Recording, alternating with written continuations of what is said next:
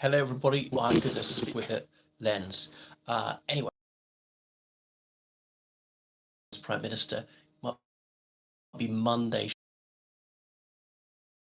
She bows out. We have to think about Liz Truss's legacy, her inglorious period as Prime Minister. It was short but not sweet. And Liz Truss is surely the first person ever to be dull but indecent.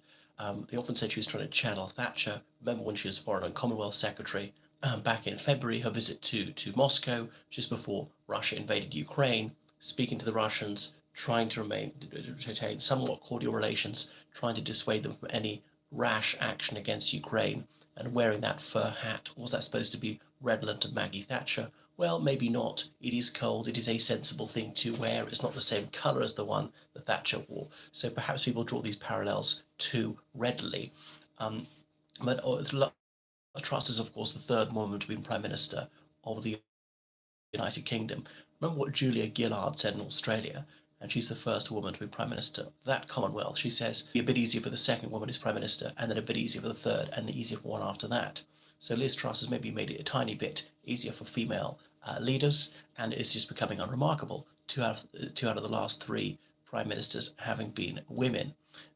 The other thing is, the top of the Conservative leadership race, as number one was Liz Truss, number two Rishi Sunak, number three Penny Mordaunt, number four was it Suella Braverman? I think was it number five was Kemi Badenoch. Zero of the last five were white males. That's astonishing. And for ethnic diversity, we're often this is the real buzzword. Look who she appointed. Well, her deputy prime minister is a white woman, but anyway, not a white male. But the three great officers say James Cleverly is mixed race, half black, half white, and obviously Kwasi Kwarteng, whom she appointed at first, is a British Ghanaian, and then Suella Braverman is a British Indian. So three of the three great officers of state were held by non-whites. If you look at the prime ministership and the deputy prime ministership, of the top five positions, none were held by white boys. As I fall into that category myself, I don't really mind that people of my demographic missing out, as we've had it almost all the whole time. Now, admittedly, that's partly because, until 1918, women couldn't become MPs, and there were virtually no non-white people in the UK, say, till the 1940s. So many people would call this progress. So she might be remembered for that. Hubris as well is what she's going to be remembered for. An unwillingness to listen to expert advice, being too ideological, too narrow-minded, this monomania about cutting tax, believing this right-wing fairy tale, that this would automatically lead to growth. Now, I've never studied economics, but people say that the evidence for that is slender. Even if it does lead to growth, it might not be enough growth to offset the loss of revenue caused by slashing taxation.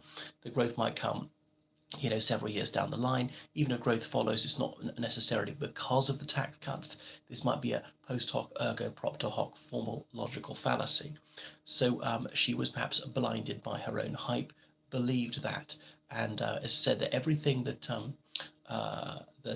was forecast by Rishi Sunak came to be true, and he had to prophesy evil.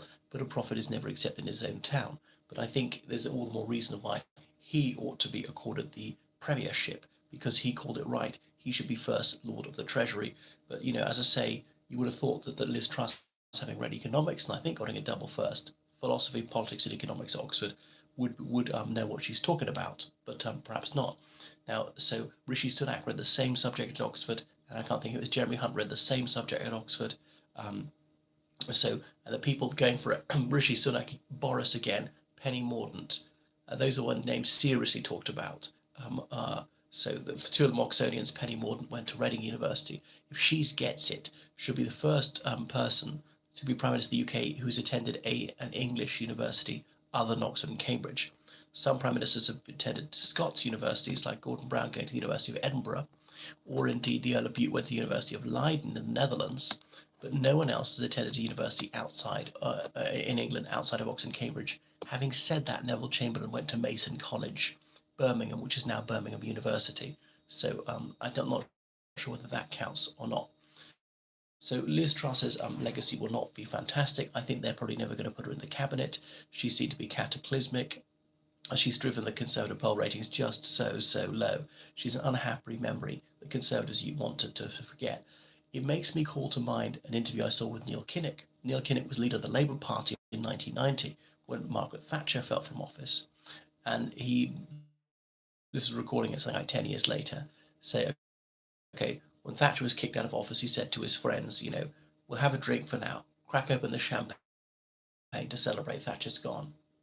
But we have just lost our best electoral asset because, from a Labour point of view, by a large majority of the British public, 80% of people disapproved of her, 80%, and only 10% approved, with the remainder being neutral.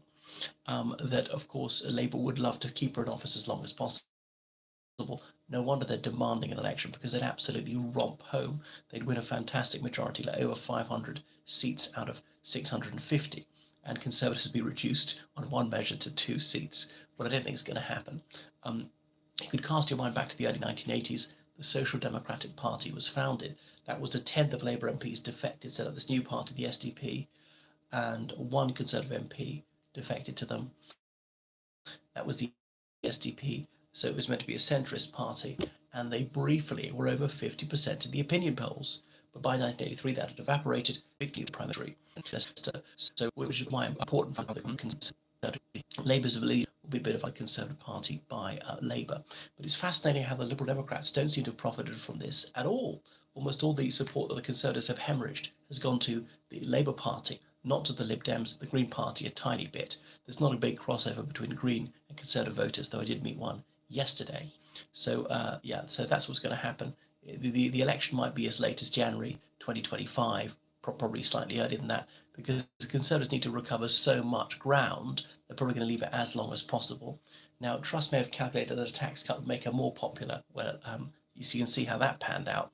And then she was muttering about an election in October 2023. Well, shows just how utterly delusional she was, just how completely divorced from reality that woman was. So there she is. She'll be seen as a footnote in history, something rather embarrassing, a question perhaps in Trivial Pursuit. How many days was Liz Truss Prime Minister for? Was it 53 or whatever it's going to be? Remember this Canadian production of a Gilbert Sullivan show, I Am the Very Model of a Modern Major General. And one of the things they adapted for Canada was, remember how long John Turner was Prime Minister. This Prime Minister of Canada in the early 1980s for just a few months.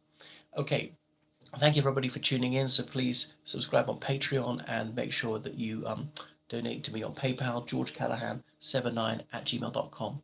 Toodaloo.